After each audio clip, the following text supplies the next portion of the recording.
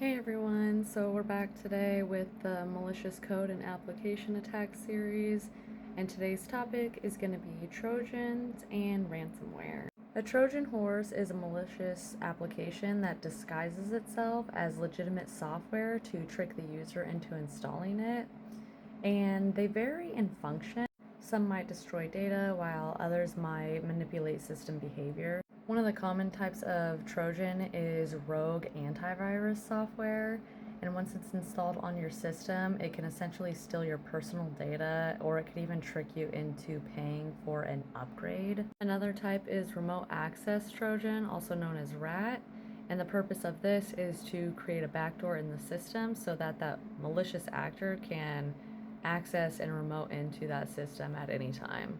Crypto malware is also pretty popular these days, and this is essentially an attacker hijacking your system's resources in order to perform cryptocurrency mining. Some of the ways that a Trojan might get onto your system is through fake downloads, phishing emails, or even compromised websites. Now, ransomware, on the other hand, is a form of malware that encrypts data on a system, and they demand payment in order to restore access to the data on that system.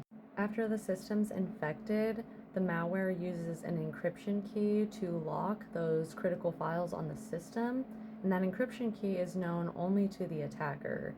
And essentially, once payment is made to the attacker, they use that encryption key in order to restore access to the files on the system. Ransomware is typically spread through malicious attachments, phishing emails, or exploiting unpatched systems.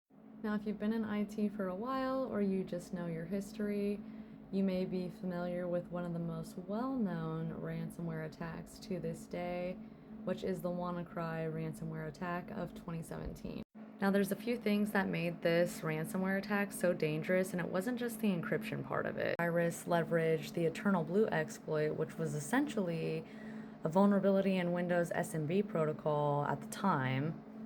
And once that vulnerability was found on other systems, it could essentially execute that code on those other systems, spreading itself. It then scan the network for other vulnerable systems, and you guessed it, that turned this into a worm because this was self-replicating without any user interaction at this point.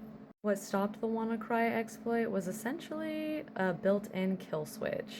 Some of you may be familiar with a Marcus Hutchins, and he essentially discovered that the malware was trying to reach a specific domain.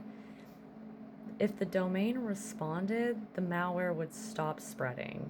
It would stop executing. Now, at the time, the domain wasn't registered, so he registered it. And when he did this, this effectively activated the kill switch on the malware, slowing the global spread of WannaCry. I hope you guys enjoyed the video. Don't forget to follow along so you don't miss the next one in the series.